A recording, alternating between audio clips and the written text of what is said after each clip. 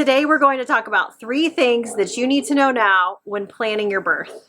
Okay, so first of all, in pregnancy and birth, there are several things that are outside of your control. There are so many things that we don't know or how they're going to play out the day of. There are things in the pregnancy we don't know will arise until they do. So there is a lot that you cannot plan for, but what you can plan for is what you hope for, what you wish for. And if you don't have a plan in place and you don't know how to create a path to get there, then when things do arise, it's going to make them that much more complicated and that much more traumatic. So the very first thing that you need to know is, what kind of birth do you hope to have? I know that that can sound like really broad, and it can be scary to think about planning some very specific details about what kind of birth that you want. But what you can start with is, do I hope to have a medicated birth or an unmedicated birth? What people do I want there with me? What do I want the day of to feel like? If a problem were to arise in pregnancy, how would I want that handled? So knowing those kinds of things first and foremost are going to help you go for step number 2 and step number 3 and figure out what it is that you really want for your birth and for your pregnancy. When I used to get called to interview as a doula, I was a doula for several years, people would ask me specific questions and wanted to know how I was going to help them achieve the birth that they were hoping to have.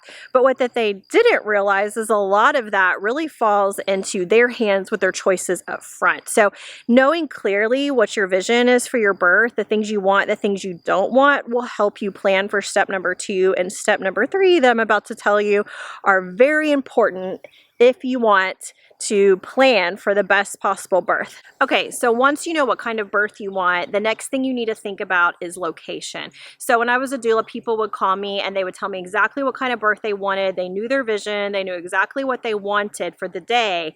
But then they would tell me where they're having the baby, and I'm like, oh, that's going to be so challenging and so hard. So first you need to decide, do you want a home birth?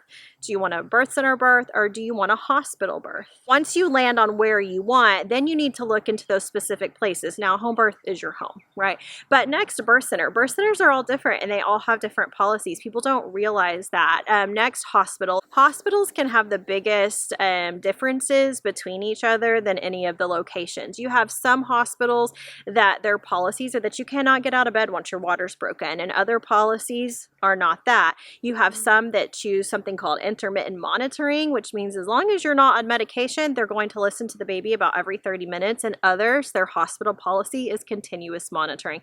Some hospitals just have a culture that's going to match up with the things that you want. So if you're wanting a natural birth, you want a natural friendly birth facility, a hospital that's going to help with the wishes that you're wanting for the day. Other hospitals just are not used to that, and so you don't want to go to a hospital where they're like, oh, we don't do this is really strange for us, and then it's that much harder for you. So you do need to ask in the groups around. You can ask your provider. Honestly, a doula, they're going to be the best ones to be able to help you with, hey, which hospitals in my area have policies that align with what I'm wanting for my birth, and that way you can say, okay, I know that I'm somewhere that's going to support me. My honest opinion is, first, you want to decide what kind of birth do you want. Next, you want to choose your location if it's not a home birth.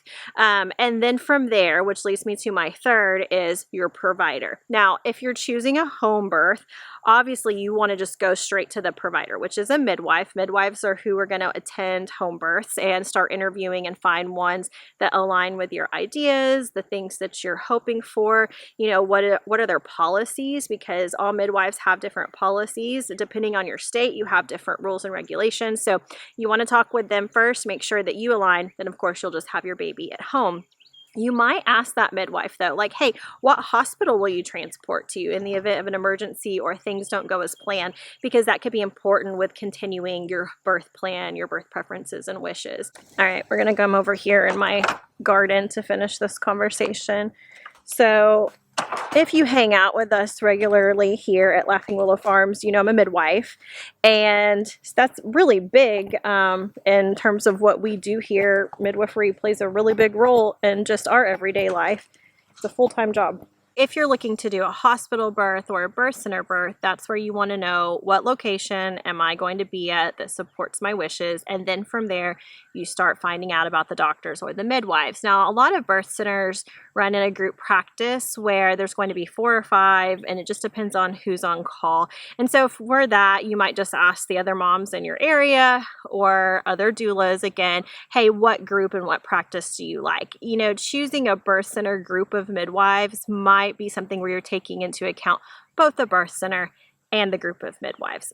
And then lastly is the doctor. And so that's where I start with, hey, what hospital do you want to be at? And then choose your doctor based on what hospital you want to be at. Some of my favorite doctors, they unfortunately are at hospitals that are not very supportive of natural birth. And so if you're wanting a natural birth, you might have to decide, am I going to be with that doctor in this place that's going to be really hard? Or am I going to be in a different facility that's going to be really supportive of what I want and have to choose a new doctor? You know, the doctor's not really with you very much while you're laboring. And so you do want to think about choosing a hospital that is going to encourage your birth wishes. I always compare birth preferences or a birth plan to planning for your wedding. You know that the flower girl may dump out all of the rose petals right before she walks down the aisle, or someone's not going to cue up the song properly, but it doesn't stop you from planning out every detail. Hopefully these 3 things can get you started on putting together a plan, putting together preferences, so that you can go after the birth that you're hoping for and that you envision. You do deserve that. You deserve to be supported in the birth that you want. Even if things deviate from the plan, you should get that full support for the kind of birth that you want. So thanks for hanging out with me as I share some midwifery wisdom and experience. Be sure to subscribe if you want to see more midwifery content. Also, if you want to see our homesteading content and our holistic living content, we love to bring all of those things together as they are a part of every bit of our life. Until next time.